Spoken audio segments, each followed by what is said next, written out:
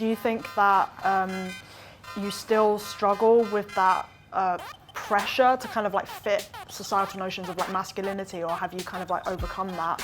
I'm more like it now. I first learned about gender and sort of that you don't have to be the gender that you were assigned at birth through TV. But were you guys ever like taught about that in school? Because for me, like, it was man, woman. Like, there was nothing else. I feel like it was quite recently I learned about kind of gender and social constructs within like my uni years. I feel like it's when I learned about it, because that's when I started to have friends who were non-gender conforming. Well, has anyone ever asked you what your genitals are and why? Like, is it like why do people think that's acceptable? Because you wouldn't ask anyone else who's cisgender that question. Or like if they've had a surgery yet, or like are they going to? I'm trans, so already gender meant something different to me than what is like considered the norm. It wasn't until kind of my last year of school that I found out about that term actually outside of the classroom, that I then was like, wait, what is that? That's a thing? We saw like years and years ago, well, I say years and years, not that long ago at all, basically in like the 90s and beyond, basically like the vilification of And just like othering of gays. the gay community and a lot of LGBT people, and I feel like now this is kind of having much of a resurgence with, for example, the trans community. I've read numerous articles kind of othering them and like basically calling them out as being weird when that's completely inappropriate. When I was a child, I used to play with my sister's Bratz dolls. No, I think my parents used to say that's not for boys. So it used to be like my little secret thing, like going to my sister's room, play with Bratz dolls, while she was in my room playing with my acting men. So it's very like, we switched around. I do enjoy wearing heels sometimes. Like I am conventionally girly, and I remember always being told that like I didn't look gay or I didn't dress gay enough.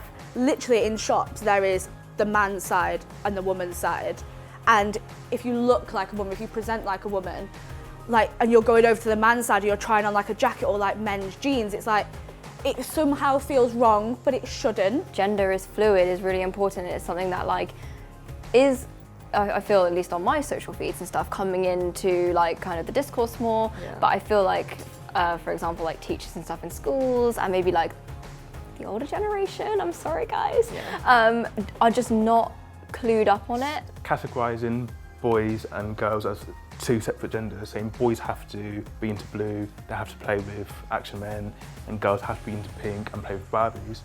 I don't think that's a good way of bringing up children. Boys typically did rugby and football, and girls did netball and lacrosse.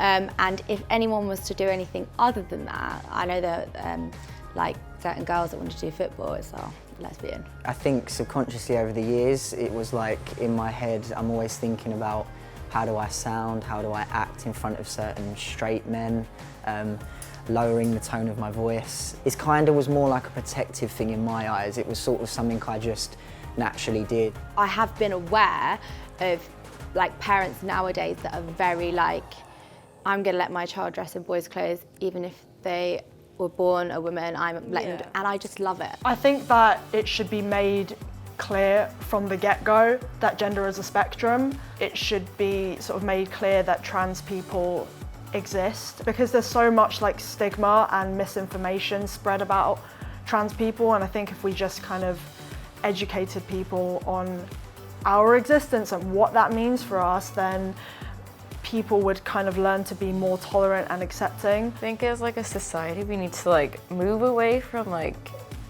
gendering children, like the gender reveals. Oh yeah. Those are really cringy to watch. Women can be plumbers, men can be ballet dancers, like do whatever, just do what makes you happy and explore yourself. The more we open people's minds and have the discussion about it, which allows people to question things and ask questions and talk about it openly, the more we understand each other, the more accepting we're going to be.